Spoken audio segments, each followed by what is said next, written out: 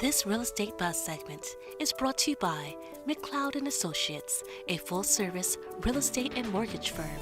It's not about the number of homes we sell, it's about the difference we make in people's lives.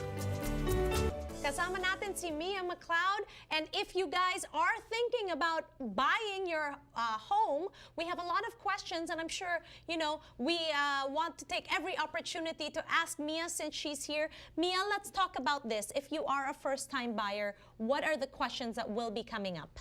Well, one of them that I know people always ask is, what are my upfront costs that I will incur? This is different from closing costs, so upfront costs. And I always try to educate our buyers that, you know, there are inspections. As a buyer, there's a period called a contingency period where you will be doing your due diligence, where you do a lot of your homework to see if you really want to consider pushing through, right? And one of those is the appraisal. One is an appraisal, one is a home inspection, and you have to remember, if you decide to cancel out, those costs are non-refundable. Okay, how much are we talking about? Okay, so home inspection, depending on the size of the property, can range anywhere from $295 to $395 typically. And an appraisal is roughly about $500. But these are all things to really help educate you, make sure the value is there, make sure you're buying the house for the value that it's worth, making sure you get a home inspection, making sure things that you don't see to the naked eye, you can get further evaluation on. And those are the two main things. Sometimes additional inspections will incur. It depends on the buyer and the property. If you feel that mold evaluation is needed on this particular property, then you might want to go a little bit more specific. But those inspections will be upon the buyer, the buyer's cost, and will not get refunded if you decide to cancel. So let's say I'm interested in a house. How long does the process usually take? Mga ilang linggo or buwan ba? Okay, well, great question. And from beginning, I want to say not just interested, but from the beginning of touring to closing escrow, on average, 90 to 120 days. So that's why it's a long process. It doesn't happen overnight. Like, I want that house and you get in there, you know, 2 weeks later. It doesn't work like that. So on average, 90 to 120 days, you have to take into consideration touring. How flexible is your schedule? How available are you to tour weekends, weeknights? Then once you get into escrow, that period alone takes anywhere from 30 to 45 days until you close up and get your keys. Okay, so what parties are involved when you purchase a house? Ilan bang mga tao? Okay, oh my gosh, this is a great question. It's really like an orchestra, to be honest. You have your buyer, then you have the realtor representing the buyer, then you have the seller, of the owner of that home, and their realtor representing that sale, right? And then you have the lender, the bank that's going to lend you the money, the $300,000 or the $400,000 that you're going to borrow. And the lender and the bank alone has maybe 5-6 different people on itself. Funder, account manager, underwriter, processor, all that fun stuff. Ang daming tao! Yes, and then you have the escrow company. They deal with all the money. They're the neutral party.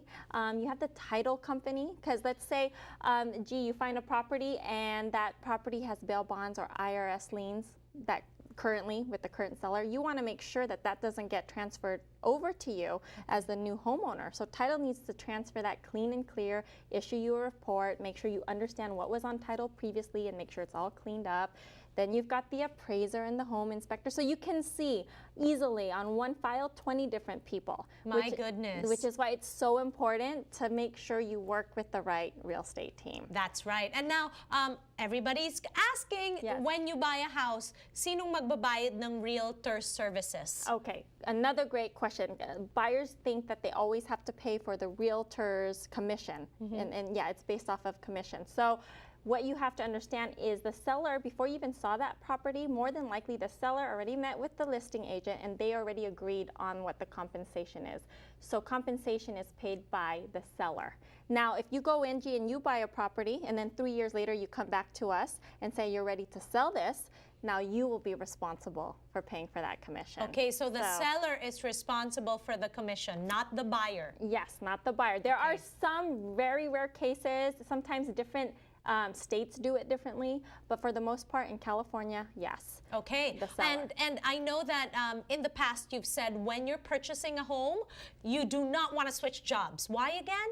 Okay, well, a number of reasons. Now, remember, when you apply for a loan, the banks want to see 2 years of consistent work history in the same industry. So if you go from nurse to nurse, that's okay. If you go from nursing to like a teacher, they're going to find a big problem with that because it's a chain in industry. Now it's a two-part thing.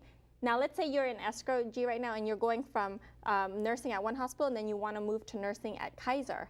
Just talk to your loan officer, make sure you understand how that switch is going to affect you, because sometimes the bank will want to see 2 pay stubs from your new employer before they fund that loan. I got it. I don't want to get so detailed, Right, but yes, I got it. just Okay. meet with the loan officer to make sure you understand how that might affect your Okay. escrow. All Yes. right, so quickly, can we give tips for the first-time home buyers, please?